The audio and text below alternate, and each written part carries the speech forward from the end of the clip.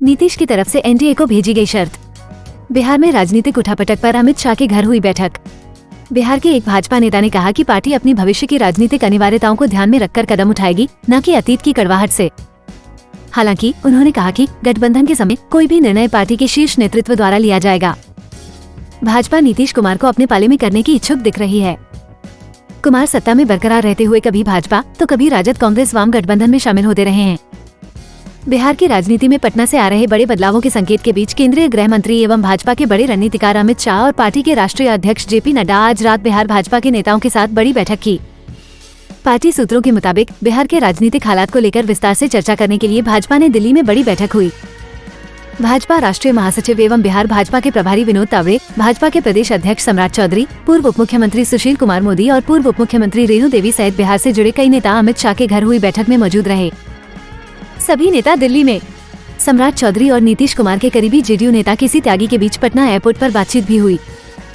बताया जा रहा है कि पार्टी आलाकमान दिल्ली की उच्च स्तरीय बैठक में बिहार भाजपा के नेताओं के साथ राज्य के राजनीतिक हालात, राज्य में हो रही राजनीतिक हलचल और खासकर नीतीश कुमार की तरफ से आई शर्तों पर विस्तार से चर्चा कर सकती है।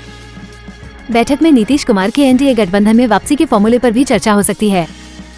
दरअसल बिहार भाजपा के ज्यादातर नेता ये चाहते हैं कि अगर इस बार नीतीश कुमार फिर से एनडीए गठबंधन में वापस आते भी हैं तो उन्हें भाजपा के लिए मुख्यमंत्री पद छोड़ देना चाहिए, बिहार में भाजपा का सीएम बने और जेडीयू कोटे से कोई नेता डिप्टी सीएम बने और नीतीश कुमार को राष्ट्रीय स्तर पर कोई भूमिका दी जाए। आलाकमान पर अंतिम फैसला। हालांकि बिहार भाजपा के नेताओं ने इसे लेकर अंतिम फैसला करने का जिम्मा पार्टी आलाकमान पर छोड़ दिया है। ये भी बताया जा रहा है कि दिल्ली में होने वाली इसी बैठक में पार्टी आलाकमान की तरफ से बिहार प्रदेश अध्यक्ष सहित सभी नेताओं को नीतीश कुमार के मसले पर कोई विवादित बयान नहीं देने की हिदायत भी दी जा सकती है। इसके बाद अमित शाह या पार्टी अध्यक्ष जेपी नड्डा प्रधानमंत्री नरेंद्र मोदी को ताज़ा राजनीतिक हालात के बारे में जानकारी देंगे और इसके बाद ही भाजपा नीतीश कुमार की तरफ से आए संकेतों पर कोई अंतिम फैसला करेगी। बता दें कि प्रधानमंत्री मोदी ने बुधवार रात को अमित शाह और जेपी नड्डा के साथ लोकसभा चुनाव की तैयारियों को लेकर बड़ी बैठक की थी। सूत्रों की माने तो तीनों नेताओं की इस उच्च स्तरीय बैठक में भी बिहार के राजनीतिक हालात और नीतीश कुमार के स्टैंड को लेकर चर्चा हुई थी। बड़ा सियासी डेवलपमेंट। कहा जा रहा है कि खुद केंद्रीय गृह मंत्री अमित शाह ने हाल में एक साक्षात्कार में कुमार के भाजपा खेमे के साथ जुड़ने की संभावना के संकेत दिए थे। जनता दल यू अध्यक्ष की भाजपा के नेतृत्व वाले गठबंधन में वापसी की संभावना के बारे में पूछे जाने पर शाह ने कहा था कि अगर ऐसा कोई प्रस्ताव कभी आया तो पार्टी इस पर विचार करेगी। इससे पहले शाह ने अक्सर कहते रहे थे कि देश के सत्तारूढ़ गठबंधन में कुमार की वापसी के लिए दरवाजे बंद हो गए हैं।